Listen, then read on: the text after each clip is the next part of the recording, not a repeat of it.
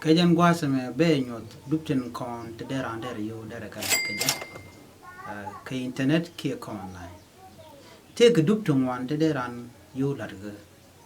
kon online ken dubuto ko duptu bombo malato dungno men chikan kulo bom kaje o mesha dob de sha jangat chele la bom me do me cha tan ramanyam kaje dobo ga na me changa la ne din de call la do mala tiaba banangol chuptan ngwa da dan wonatan achen ta do bananan te ko de yo de kala de kon online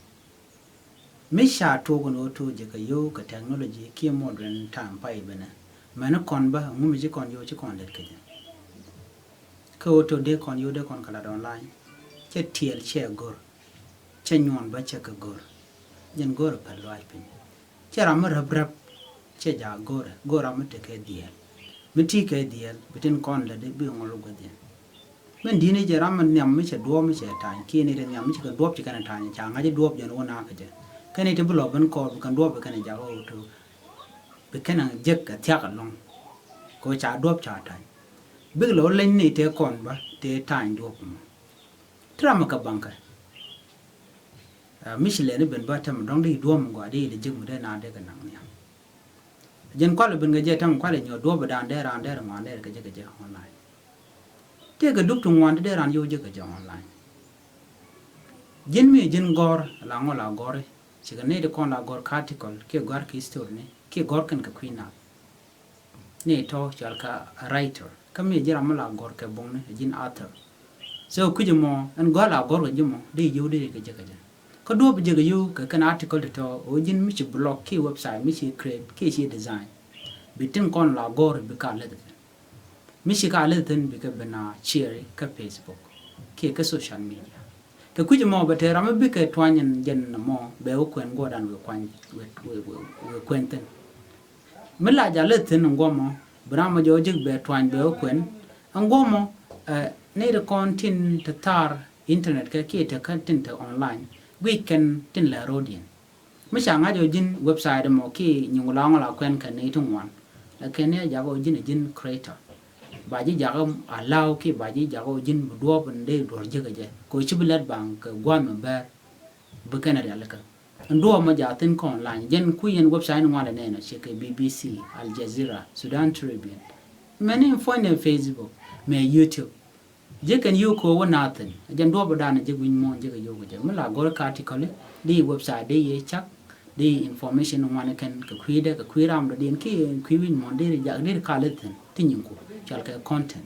kan original content bu ka nyin ko mite ga mi je gwara den dong cha post dong news chi bu goro to blan je news mo me cha no ne ram mo news mo bi wonyo ko convert be ala ka bi language de bi ger bi le lo dundo ka jen do mo ba ji jugo na me dundo bu dor be je ka kwida an article de goro mi che gwara kan news no mo kel mi de randere je gu der do mo go dere je ga je mi je writer ramala gor ka article mo di yo di ga je ga do mo de website de ja approve and natin konde chal ka AdSense jen go da dan lai ken website we approve ke YouTube mi che chop go da dan gor ka bi yo be ga je ga na ma kel do brewde YouTube je ka yoten ngay na char rai long ko kwiden go de randere yo der ga je ga YouTube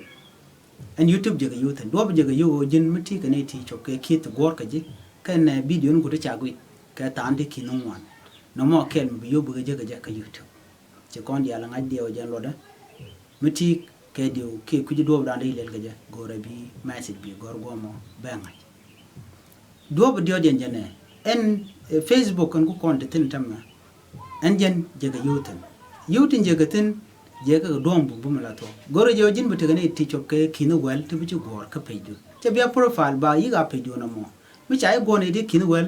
bi kini jogo enta ma chi chop go ne o jin ba video nu ku ba ka gwi ene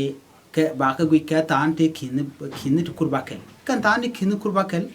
ba video ba yi gwi ke je mi chi chop go da na gor ke ne ti kan tan ni kinu ba kel mi chi ge je ngoma ba yi chu jogo to chi chop bi shu apply ko de je approve kan du beti ga du ko on der yo der ga ka do ba de den yo de je ga online yo jin de ngwan de ko online đi qua online chiều đi phải đi kể đóng chiều qua mình đi qua đi có cuộc tình mới chỉ qua mới chỉ nung đi cả buổi đến nào tình bà chỉ vô go này trong content chỉ là online beran cho aju cái cái yo này ông qua đó mà beran giờ có thu bài nhiều tin con có online ba ngô qua cái thiệt tôi mình chụp lên website bây giờ thôi beran cho tin bây giờ donate cái yo mới xem nào là mới xem nó khi bây chụp cọc ba cái tham nan khi ngắn nên con nên chỉ có ông mà bây giờ bây giờ là online kan du beti ka du tije ka yo ka lo te the long ko che kam awareness ma biya chu goro biya la jin goro beti ka plan bro mo ka plan ka ko run di chop karo run di chop ko de run di chop ngwan die je wewe nyam ngum gwan meter ba chopo bet ka jan taram tatin wala ke baro de ger yene de content goro de rodien ger to ko je wala chwarni kan ngwan cha kala ka chankel chere ga makak cha pur ka chankel ka la por ka ba le ker ba lin pit men mo ba ko lo cham kada tokan dia leken to ba ka jin technology ke ngwasa mai jo ye longo to yen lade chwarni gor jo to biya dufin content win mo na ka biya kala logo na do mi je karwar me do mo gam de do de je leni me do mo de ra den de ham chule biya ta ka man chilo de tetana